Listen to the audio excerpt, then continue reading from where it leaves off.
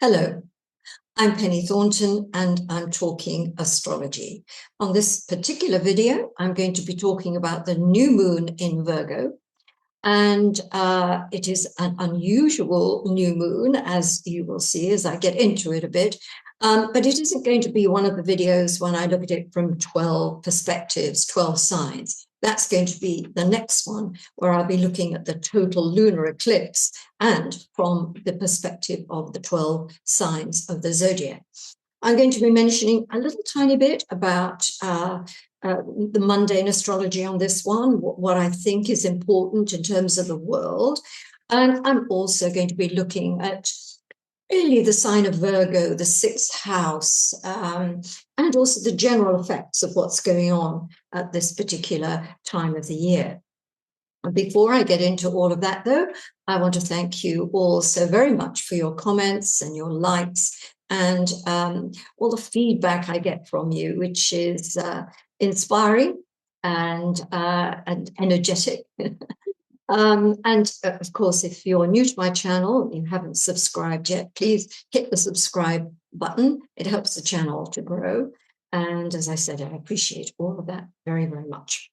So let's get into it. The new moon in Virgo, the 23rd of August, 8 minutes past 6 UTC, and you can make the adjustment according to where you are in the world. It takes place at 0 degrees Virgo, 24 minutes. So we've just got into the sign of Virgo.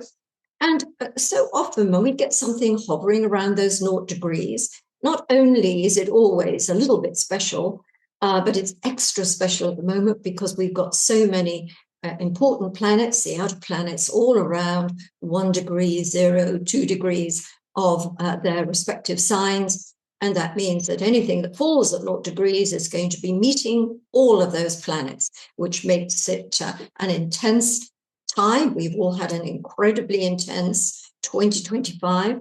And when we come to these new moons and full moons, they sort of really speak to us. They deliver it into our lives. They force us to pay attention.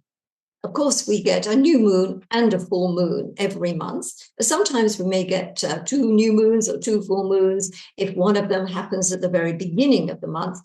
But they're not always the most significant event in the year, unless, of course, they connect with something in your natal chart that will bring out something in a transit that's already going on. Then it does make a difference. But it is important to kind of relate to a new moon or a full moon and their relative meanings. The new moon, new beginnings, the full moon, endings, closure, completion, conclusions, because we get to think consciously about what we might want to bring into being with a new moon and what we may want to close down or end with a full moon.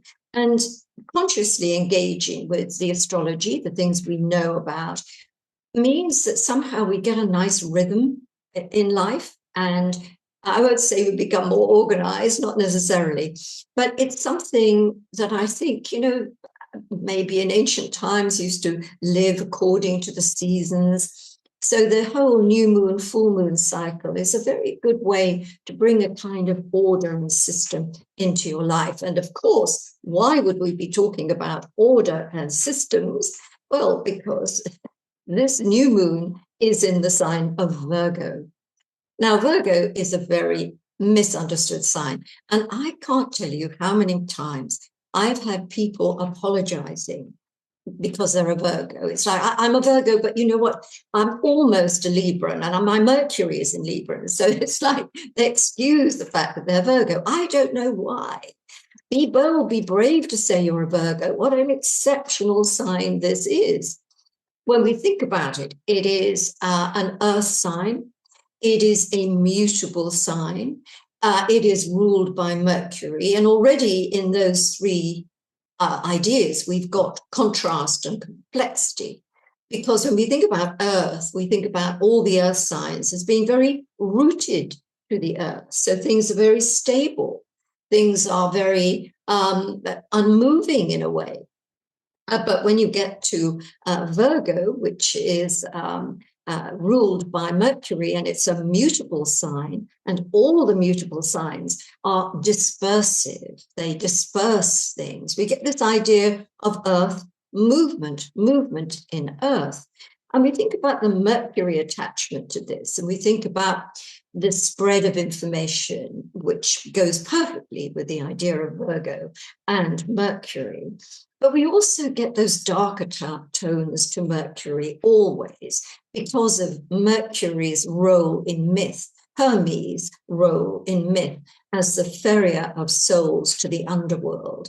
And of course, we also get with Virgo, the earth goddess, this idea of the earth being replenished in spring, and that the seasons, so that we get the idea of sowing the seeds and reaping the harvest.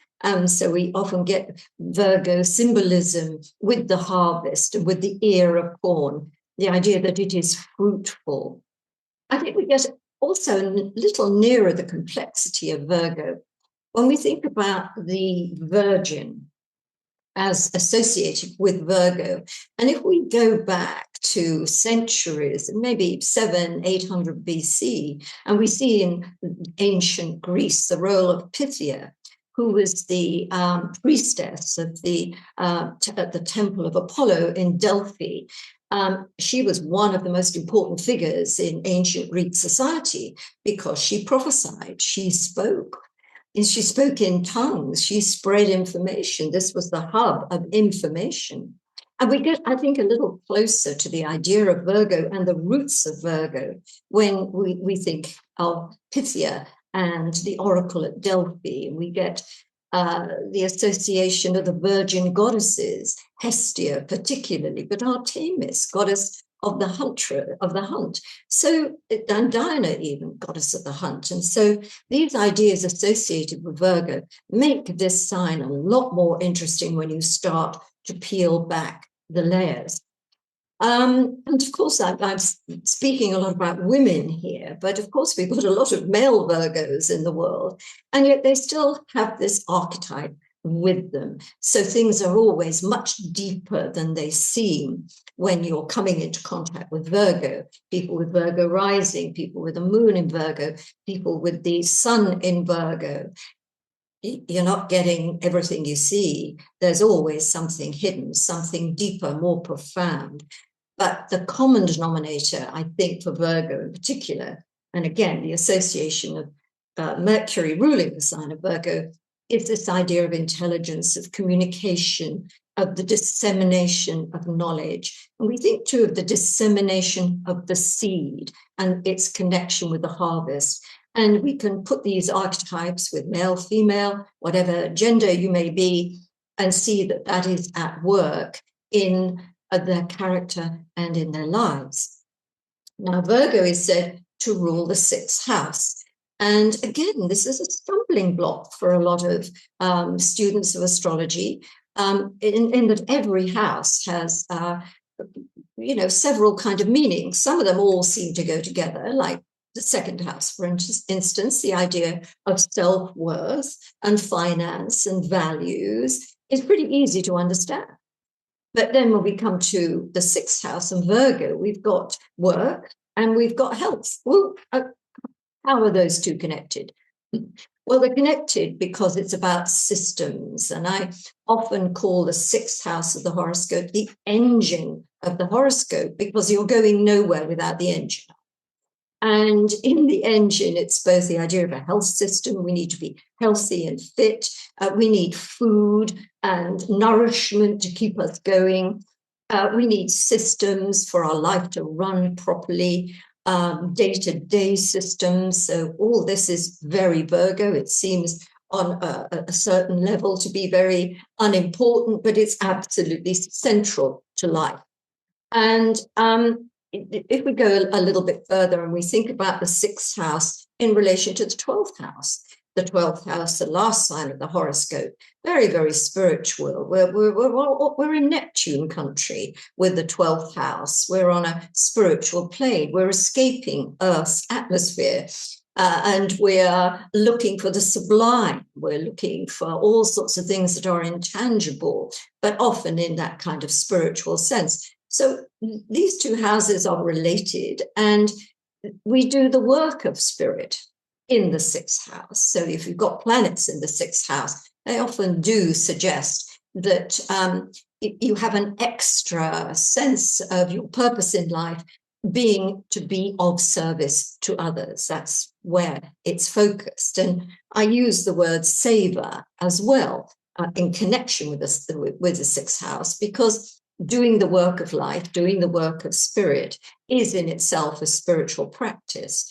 And when we do things selflessly, when we are devoted to people, we take our duties and responsibilities seriously, all good sixth house Virgo stuff, then we are fulfilling that particular brief.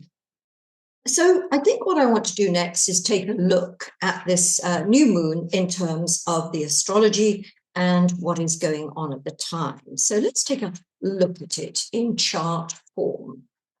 So as you can see, I've set it for London, no particular reason.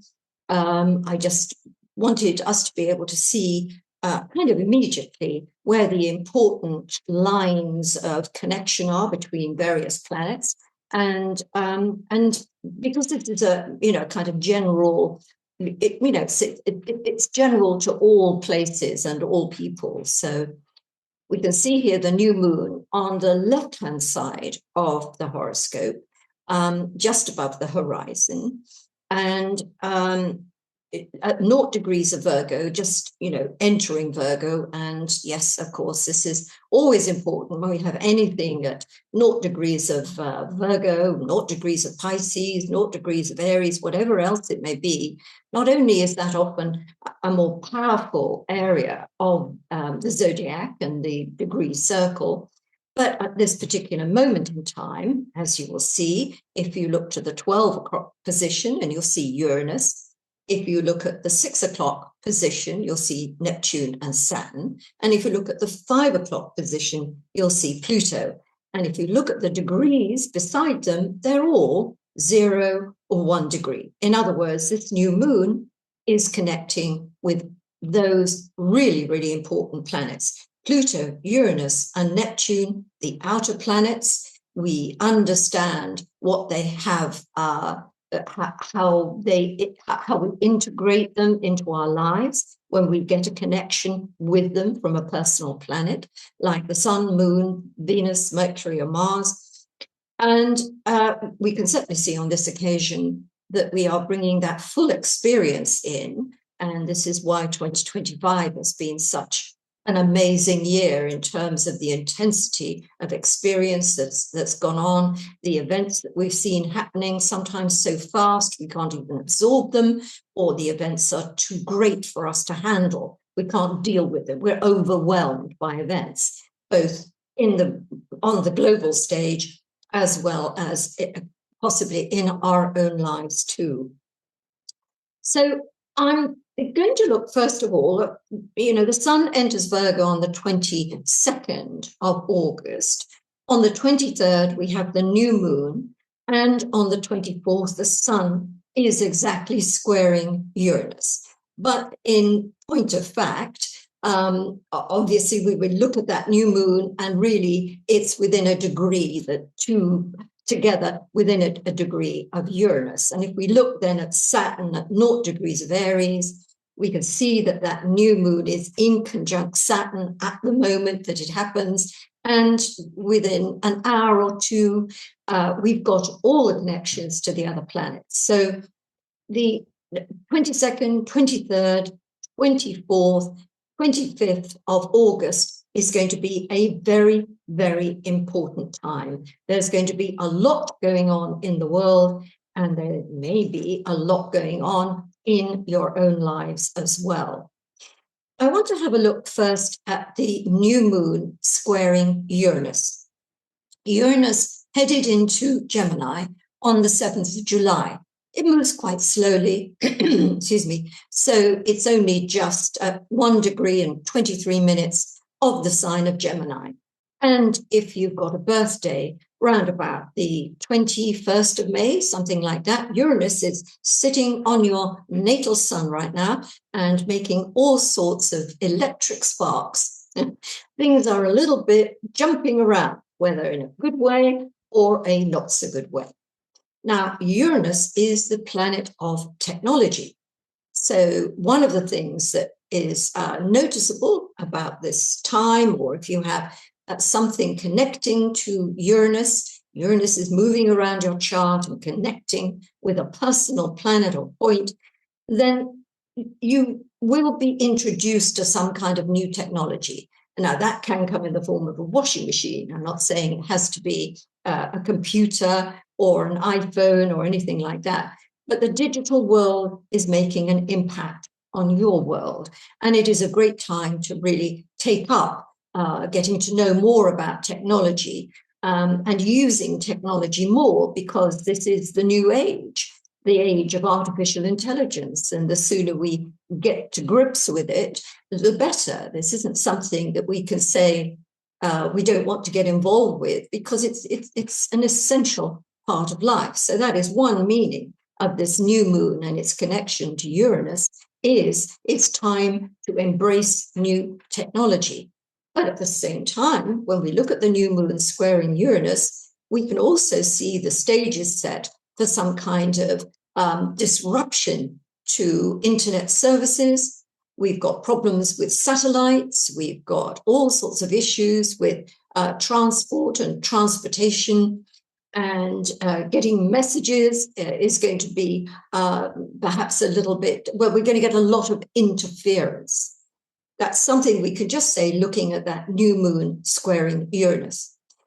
There's also another factor here, which may be very relevant, is the idea of seismic disturbance. And Uranus, indeed Neptune and Pluto, I often have found them to be in significant positions at the time of earthquakes and volcanoes, tsunamis, that kind of thing. And the interesting thing here at the moment, and this is backed by geology, really, when you look at the geophysiology of things, the combination of the peak of the sunspot cycle, solar flares, and the increase in earthquake activity, which has been noticeable this year, then I think if we put the astrology with this as well, then I think, this is going to be a peak time for seismic events. I mean, it doesn't have to mean we've got more than eight magnitude, which was the one that we just had in Kamchatka, I think is the name, which fortunately caused relatively little damage. But there are lots of earthquakes going on everywhere all the time in a way. But as I said, this year there's been many, many more. And we would probably want to be on the alert around this time for Earth movements. But of course, we can use that word seismic in a different way when we have events that happen that are really Earth moving in a different way. And one of the things I did before I embarked on this video was to look at what people and what nations had 0 degrees of Virgo, Gemini, Pisces, or Sagittarius in their charts, because that's the bouncing off area. You're triggering the rest of the any planet in the other mutable signs. In other words, 90 degrees or 180 degrees away from this new moon, because this is the drama. This is, the effect. I mean, a trine and a sextile are quite sweet, harmonious. You may not get anything happening, but you're probably going to get full-on drama when you start looking at oppositions and squares. So we've got full-on dramas somewhere in the world. And the countries most in the mix here is Russia. Russia has its natal moon at 3 degrees of Virgo, so we're not too far from that. Putin has his moon at 2 degrees of Gemini, so Putin's due for a few changes in in the coming 6 months, and this may be something that we start to see in force around this time. Ukraine's sun is 0 degrees of Virgo. So this new moon is on Ukraine's natal sun. So a new beginning, a new chapter for Ukraine. And because Uranus is squaring that degree, a new moon happening suddenly, unexpectedly, and causing massive change. Palestine has its ascendant at 29 degrees of Leo. In other words, it's only minutes away from 0 degrees of Virgo. And it has Jupiter at 2 degrees of Gemini. So we can see that Palestine is also going to be the focus of a new era in some way, certainly a new chapter. Donald Trump, his ascendant, 29 degrees Leo, 58, almost 0 degrees of Virgo, right within that frame, with Uranus squaring the new moon. And of course, as you can see, these other lines I've drawn in the chart here, the sun and moon quincunx in conjunct Pluto, in conjunct Neptune and Saturn, forming a figure of fate. We've got all the big planets involved in this new moon event, which means this is a very, very new chapter for Donald Trump as well. And of course, we have to wait and see, quite how all these events turn out. I mean, when you think, if you go back really to what's been happening in the USA, really, since the start of the year and the new administration, changes have come every single day. In fact, there have been so many changes to do with the government and all sorts of things under the Trump administration that it's hard to keep up with all the changes that are going on. But this is rather personal to Donald Trump. So whether we're seeing something on the day itself, the 23rd of August, or just prior to that point, just after that point, or maybe we have to wait for the eclipses to come forward, there is going to be some major change in President Trump's administration, in his life generally. And I would say that theme of shocks and surprises is probably going to be a good one to go with. Great Britain, incidentally, has its Pluto at 3 degrees of Pisces. France has its Pluto at 3 degrees of Virgo, and its Mars at 2 degrees of Gemini. So I didn't have time to go through the entire world, folks, but I did look at a few of these countries and see, oh my goodness, revolution. There is big change here, big upsets, big surprises, big changes. So that's certainly something that I wanted to put across. But let me take a look at this, what I call a finger of fate. Now, a finger of fate or finger of God, a yod, that's the name for this particular configuration. You can take your pick as which you'd rather use. And that means that new moon, the sun and moon, are in conjunct 150 degrees from the Saturn-Neptune conjunction and 150 degrees from Pluto. And Pluto and Neptune and Saturn are 60 degrees apart, which is considered an angle of harmony. And then again, if we look a bit further, we can see that Pluto is trine Uranus and Neptune and Saturn are sextile Uranus. So we've got all of this resonating at the same pitch. Now, interpreting a quincunx, there's no easy fix interpretation for a yod. There just isn't. We know there's 2 angles of tension and 1 of resolution. So we know that the situation that it is presiding over is a very tense situation. Things are not easy. They are not in harmony. They are in conflict. However, the sextile, the 60 degrees between the 2, in this case, Pluto and Neptune and Saturn, suggests that resolution is there. Resolution is possible. But if we just look at all these planets involved, the sun, the moon, personal planets, we look at Pluto, Saturn, Neptune, Uranus, These are slow movers. These are the planets that bring change in humanity. These are things that drive the world's bus, if you like. So we know that big things are going on at this time. I mean, they may be going on in the corridors of power. We don't see what's going on, but I suspect we will have a lot of surprises, a lot of shocks, a lot of tremors going on at this time in political circles, in celebrity circles, in royal circles, no less, as well as perhaps things just in general like that. When you think about the quincunx and the inconjunct as aspects, they're 150 degrees apart. They are an obtuse angle. And there's something very uncomfortable about that kind of angle between two planets. It's not comfortable.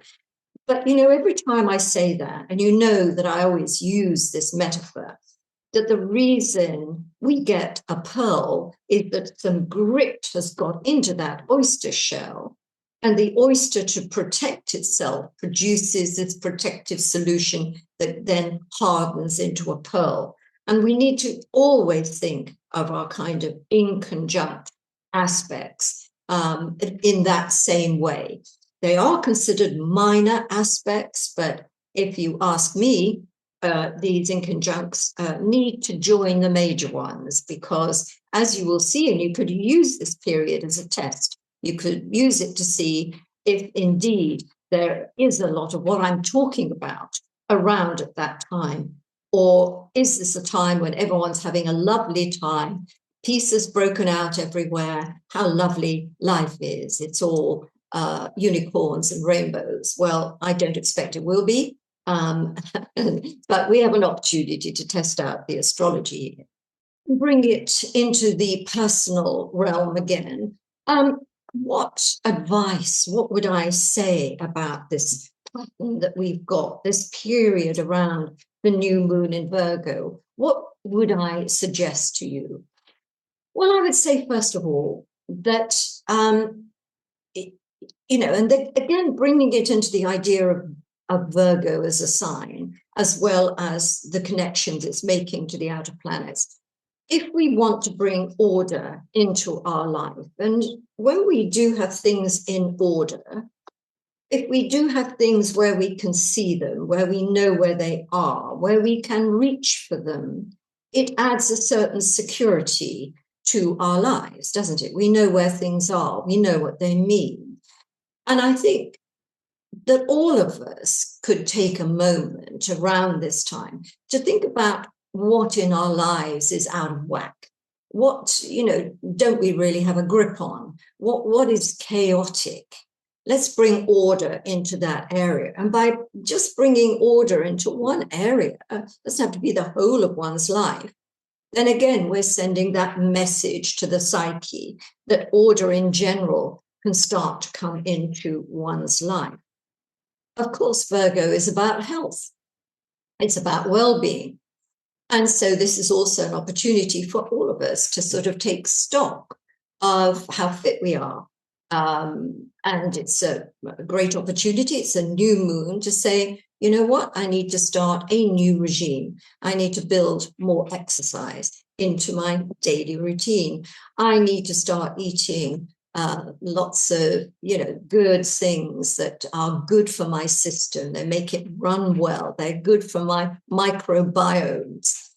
And we think generally about the health of ourselves equating to the health of our lives. So the idea of a new moon at this time is about really getting a good perspective on that, consciously engaging with those ideas and bringing them into being. And then when we think about all the Uranus, Neptune, Saturn, Pluto involvement with that new moon, it says we've got to get rid of stuff. Pluto especially is all about pruning back to get abundance later. So along with this idea of creating order is the idea of streamlining things and getting rid of what we don't need, whether that's items of whatever we have around the house or whatever, or whether it means looking at toxic friendships and habits and patterns that we have, we need to get rid of it. Again, this all helps to bring a new order to life and bring health throughout our lives on all those many levels. And yes, for some of us, there will be a surprise event, something that awakens us to the real state of what's going on. And we need wake-up calls. And it may also be when we look at Neptune and Saturn, and the characteristic of that, certainly in global affairs, the idea of the end of regimes, we can make that a little bit more personal as well. And think about patterns that have been in place for years. We're not talking about something that we've been doing for a couple of months. We think about our lives and we go back in our lives and we think about things that began years ago. And they have reached a point where they need ending so that new regimes, and we use the word regime, don't we? Like a health regime. But we can also use the word regime when we think about administrations, new regimes, new orders in political and governmental terms. So our language is a beautiful thing. Like the planets themselves, each planet has a layer, a tier of meaning, and our words, our vocabulary to what we say, seismic, can apply not just to earthquakes in the literal sense, but in the metaphorical sense. And it's the same with regimes, end of a regime. Very, very appropriate when we look at this new moon and all its aspects to everything else at this particular time. So, this is a shorter video than usual, but I think sometimes less is more. And I've given you plenty to take away, I think. And in general, looking at this year, looking at what's to come, September, wow, what a month September is going to be. We're talking about ends of regimes. That might be particularly apparent when we come to September. Maybe we'll even get a little hint of it around the time of this new moon as well. So I bid you well. Thank you for watching. And I look forward to seeing you on my next video next time. Bye for now.